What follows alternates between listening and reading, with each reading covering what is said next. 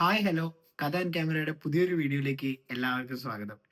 ഇന്നത്തെ വീഡിയോ നമ്മൾ കുറച്ച് അപ്ഡേറ്റ്സും കുറച്ച് സിനിമ റിലേറ്റഡ് കാര്യങ്ങളും സംസാരിക്കാമെന്ന് വിചാരിച്ചിട്ടാണ് ചെയ്യണത്. സോ ഒട്ടും നേരം കളയാതെ നമുക്ക് നേരെ അപ്ഡേറ്റ്സിലേക്കും സിനിമ റിലേറ്റഡ് കാര്യങ്ങളിലേക്കും പോവാം. അപ്പൊ ആദ്യത്തെ അപ്ഡേറ്റ് എന്താന്ന് വെച്ച് കഴിഞ്ഞാൽ ദുരന്തർ. രൺവീർ സിംഗ് നായകനാകണ പുതിയ ഹിന്ദി സിനിമയാണ് ദുരന്തർ എന്ന് പറയുന്നത്. അപ്പോ സിനിമയെ കുറിച്ചുള്ള അപ്ഡേറ്റ് എന്താന്ന് വെച്ച് കഴിഞ്ഞാൽ ട്രെയിലർ റിലീസ്. അപ്പൊ നവംബർ 12-ന് 12 PM-നാണ് ട്രെയിലർ റിലീസ് എന്നാണ് പറയണത്. ആൻഡ് ഈ ട്രെയിലർ റിലീസിന്റെ കൂടെ 2 ക്യാരക്ടർ പോസ്റ്റർ കൂടെ റിവീൽ ചെയ്തിട്ടുണ്ട്. ഒന്നെന്ന് പറഞ്ഞു കഴിഞ്ഞാൽ അർജുൻ രാംപലിന്റെ ഒരു ക്യാരക്ടർ പോസ്റ്റർ ആയിരുന്നു. ആൻഡ് സെക്കൻഡ് വൺ എന്ന് പറയുന്നത് മാധവന്റെ ഒരു ക്യാരക്ടർ പോസ്റ്ററും കൂടെയാണ്. അപ്പോൾ ഇതിന്റെ ഒരു പ്രോമോ ആക്ച്വലി ഇറങ്ങിയിട്ടുണ്ടായിരുന്നു. പ്രോമോ അല്ല ഫസ്റ്റ് ലുക്ക്. അപ്പൊ ഫസ്റ്റ് ലുക്ക് തന്നെ ഭയങ്കര ഭയാനകമായിരുന്നു.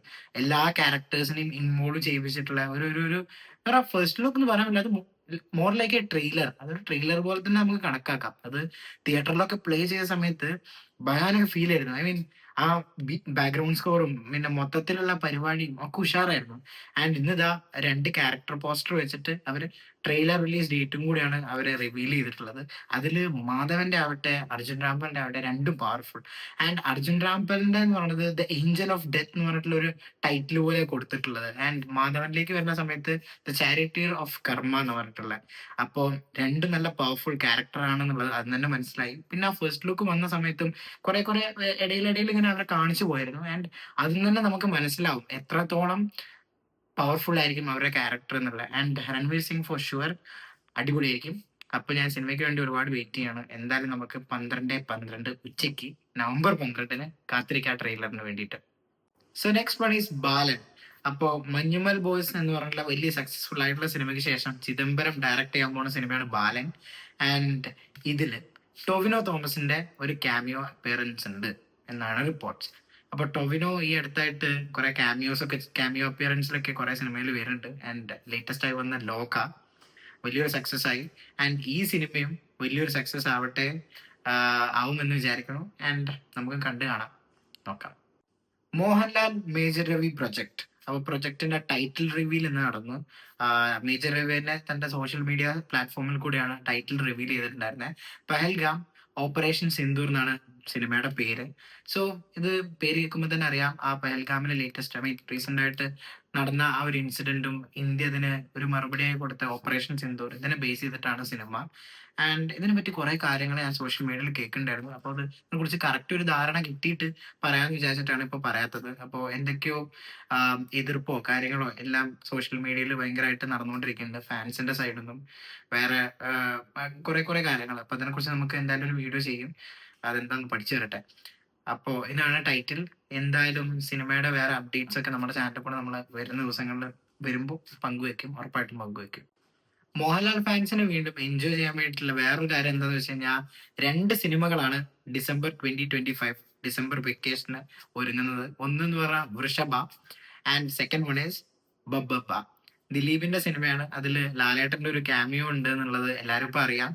ആൻഡ് 2 സിനിമകളും ഡിസംബറിലാണ് വരുന്നത്. അപ്പോൾ ലാലേട്ടൻ ഫാൻസിന് ആഘോഷമാക്കാൻ ഡിസംബർ എന്തായാലും ഒരു ഒരു രീതിയിൽ പാക്ഡ് ആണ്.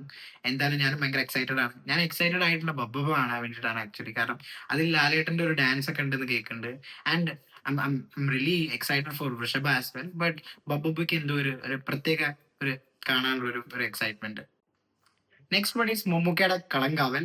അപ്പോൾ കളങ്കാവൽ ടീമിന്റെ ഭാഗത്ത് നിന്ന് ഇടയ്ക്കിടയ്ക്ക് ഓരോ പോസ്റ്റേഴ്സ് ഒക്കെ വന്നിട്ടുണ്ടായിരുന്നു. ആൻഡ് അതിൽ മമ്മൂക്കയുടെ പോസ്റ്റേഴ്സ് ആണ് കൂടുതലും. ആൻഡ് ഇന്നലെ ലേറ്റസ്റ്റ് ആയിട്ട് വിനായകന്റെ ഒരു പോസ്റ്റർ വന്നു. അപ്പൊ ആ പോസ്റ്ററിൽ ഹിഡൻ ആയിട്ടുള്ള ഒരു കാര്യം, ഹിഡൻ എന്ന് പറയാൻ പറ്റില്ല, ഐ മീൻ അവരെന്നെ അത് സ്ലൈഡ് ചെയ്യാൻ പറയുന്നുണ്ട്. പക്ഷെ ആ പോസ്റ്ററിൽ കൊടുത്ത ഒരു ഡീറ്റെയിൽ എനിക്ക് ഭയങ്കര ഇഷ്ടപ്പെട്ടു.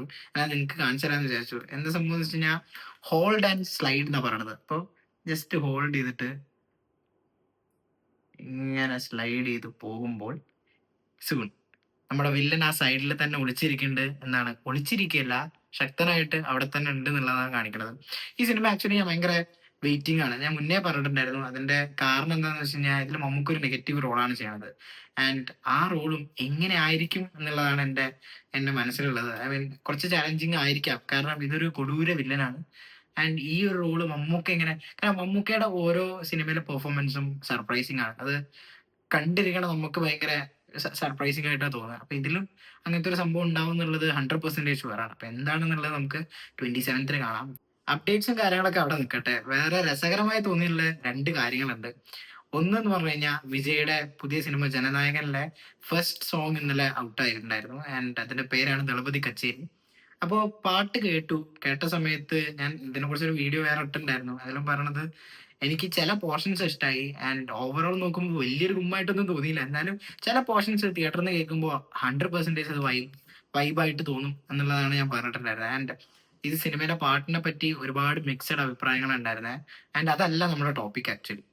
എന്താന്ന് വെച്ചാ ഭഗവന്ത് കേസരി, ബാലയ്യ നായകനായിട്ട് ശ്രീലീല ഒക്കെ ഉണ്ടായിരുന്ന ഒരു സിനിമയായിരുന്നു ഭഗവന്ത് കേസരി. അപ്പൊ ഈ സിനിമയില് ഇത് ജനനായകൻ ഷൂട്ടിംഗ് തുടങ്ങി ഒരുപാട് കഴിഞ്ഞപ്പോഴും ഭഗവന്ത് കേസരിയിലെ ഏതോ ഒരു സീൻ റൈറ്റ് മേടിച്ചിട്ടുണ്ടായിരുന്നു. അന്ന് മുതലേ എല്ലാവരും ഐ മീൻ സോഷ്യൽ മീഡിയയിൽ ഒക്കെ ഉണ്ടായിരുന്ന ഒരു റൂമറാണ് ഇത് ഭഗവന്ത് കേസരിയുടെ റീമേക്ക് ആണ് എന്നുള്ളത്. അപ്പോ അതിനെ ബേസ് ചെയ്തിട്ടുള്ള കുറെ ടോക്സ് ഒക്കെ ഉണ്ടായിരുന്നു. ആൻഡ് പിന്നെ അത് ഇല്ലാണ്ടായി പോയി. ഇന്നലെ ദേ ഈ ഒരു സോങ് ഇറങ്ങി. അതില് വിജയ്, മമിത, പൂജ ഹെഗ്ഡെ പോർഷൻസ് ഒക്കെ ഡാൻസ് ഒക്കെ കാണിക്കണ ആ ഒരു പോർഷൻ ബാലയ്യയുടെ ഭഗവന്ത് കേസരി എന്ന് പറയുന്ന സിനിമയിലെ കുറച്ച് രംഗങ്ങളായിട്ട് നല്ല രീതിയിലുള്ള സാമ്യതകൾ ഉണ്ടായിരുന്നു. ആൻഡ് ഫാൻസ് അത് പ്രൂവ് ചെയ്യാൻ വേണ്ടിയിട്ട് ഈവൻ മമിതയുടെ കഴുത്തിലൊരു ചെയിൻ ഉണ്ട്. ആൻഡ് ആ ചെയിനും ശ്രീലീലയുടെ ചെയിനും ഏകദേശം സെയിം ആണ് എന്നൊക്കെ പറഞ്ഞിട്ട് കുറെ സംഭവങ്ങൾ ഇൻസ്റ്റാഗ്രാമിൽ കണ്ടു. ആൻഡ് അത് കണ്ടപ്പോൾ എനിക്ക് ശരിക്കും പേടിയായി, ഇത് ഭഗവന്ത് കേസരിയുടെ റീമേക്ക് ആണോ എന്നുള്ളത്. ഒന്ന് വിജയുടെ അവസാന സിനിമയാണ്. രണ്ടാമത്തെ കാര്യം എന്ന് പറഞ്ഞു കഴിഞ്ഞാൽ ലാസ്റ്റ് വന്നതൊന്നും വലിയൊരു രീതിയിൽ വർക്ക് ആയിട്ടുണ്ടായിരുന്നില്ല. അപ്പൊ ഇതെങ്കിലും ഒന്ന് ഉഷാറാവും എന്ന് വിചാരിച്ചപ്പോഴാ ഭഗവന്ത് കേസരിയുടെ റീമേക്ക് ആവൂ എന്നുള്ളത്. ഇപ്പൊ റീമേക്ക് ആണോ ഇൻസ്പയർഡ് മൂവി ആണോ എന്നൊക്കെ ഉള്ളത് ഇനിയിപ്പോ 9-ാം തീയതി മാത്രമേ അറിയൂ. എന്തായാലും അത് കണ്ടപ്പോ ഷെയർ ചെയ്യണം തോന്നി. പിന്നെ വേറൊരു കാര്യം എന്താന്ന് വെച്ച് കഴിഞ്ഞാൽ മാസ് മഹാരാജ് രവി തേജ, അപ്പൊ ആളെ പറ്റിയാണ്. ആൻഡ് ഇതും ഞാൻ സോഷ്യൽ മീഡിയയിൽ ഇങ്ങനെ പല സമയത്ത് ഒരുപാട് ചിരിച്ചു. എന്താന്ന് വെച്ചാൽ ആളുടെ ഫാൻസ് അവരുടെ ഒരു ഫ്രസ്ട്രേഷൻ, അവരുടെ ഒരു സങ്കടം കാരണമായിരിക്കാം ഒരു ഓപ്പൺ ലെറ്റർ എഴുതി. ഈ ഓപ്പൺ ലെറ്റർ ആണ് ഇപ്പോ സോഷ്യൽ മീഡിയയിൽ ഇങ്ങനെ കിടന്ന് കളിക്കുന്നത്.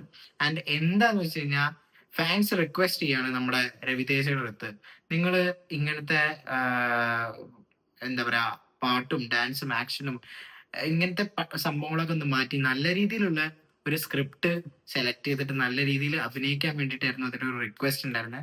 ആൻഡ് അവരുടെ ഒരു ഫ്രസ്ട്രേഷൻ അല്ലെങ്കിൽ അവരുടെ ഒരു അവർ ആരാധിക്കുന്ന ഒരാളെ അങ്ങനത്തെ നല്ല രീതിയിൽ കാണാൻ വേണ്ടിയിട്ടാണ് അത് എഴുതിയത്. അതൊരു നല്ല രീതിയിലായിരുന്നു ആ ലെറ്ററും വന്നിട്ടുണ്ടായിരുന്നത്. ബട്ട് സോഷ്യൽ മീഡിയയിൽ ഇപ്പം നമ്മൾ വരുന്ന സമയത്ത് അതൊക്കെ വായിക്കുമ്പോൾ ഭയങ്കര ഒരു കോമഡി ആയി തോന്നുമല്ലോ, അത്ര തന്നെ. അപ്പോ രവിതേജയുടെ അടുത്തുള്ള റിക്വസ്റ്റ് ഇതായിരുന്നു, നല്ല സ്ക്രിപ്റ്റുകൾ സെലക്ട് ചെയ്യുക, നല്ല രീതിയിൽ അവരെ സപ്പോർട്ട് ചെയ്യും. നല്ല സ്ക്രിപ്റ്റ് സെലക്ട് ചെയ്ത് കഴിഞ്ഞാൽ അത് ഏത് തരം റോൾ ആയാലും അവർ സപ്പോർട്ട് ചെയ്യും എന്നുള്ളതായിരുന്നു പറഞ്ഞിട്ടുണ്ടായിരുന്നത്.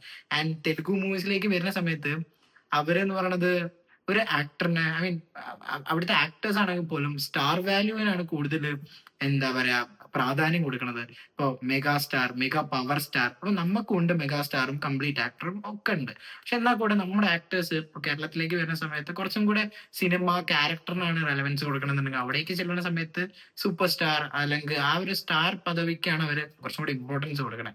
ആൻഡ് ഇവിടെ വരുമ്പോഴും ഇതേ സിറ്റുവേഷൻ. പക്ഷെ അവര് മറന്നു പോണ ഒരു കാര്യം എന്താന്ന് വെച്ച് കഴിഞ്ഞാൽ ഓഡിയൻസ് ആണ്. ഇന്നത്തെ കാലത്ത് ഓഡിയൻസ് മാറി. അവരെ നായകനെ എങ്ങനെ കാണണം എന്നുള്ളത് അവർക്ക് നല്ല ബോധ്യമുണ്ട്. എല്ലാ സിനിമകളും അവർ കാണാൻ തുടങ്ങി.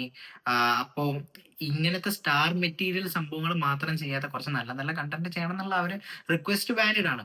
ഞാൻ എന്തായാലും ഇതൊക്കെ ഉൾക്കൊണ്ട് അവരങ്ങനെ മാറും. നല്ല നല്ല സിനിമകൾ ചെയ്യുമെന്ന് വിശ്വസിക്കാം. ഞാൻ ഈ രവിതേജയുടെ കുറെ സിനിമകളൊന്നും കണ്ടിട്ടില്ല കേട്ടോ. ഒറ്റന്നേ കണ്ടിട്ടുള്ളൂ. അത് കണ്ട സമയത്ത് നല്ലോണം ചിരിച്ചിട്ടുണ്ട്. അപ്പൊ ദാറ്റ്സ് ഓൾ അബൌട്ട് ടുഡേ. അപ്പൊ പുതിയ പുതിയ അപ്ഡേറ്റ്സും സിനിമ റിലേറ്റഡ് വാർത്തകളുമായിട്ട് ഞാൻ വരും.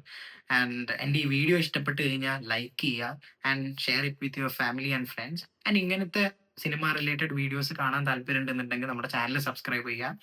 ആൻഡ് എല്ലാവർക്കും ഹാപ്പി ആയിട്ടിരിക്കുക, സേഫ് ആയിട്ടിരിക്കുക. Good night and good bye.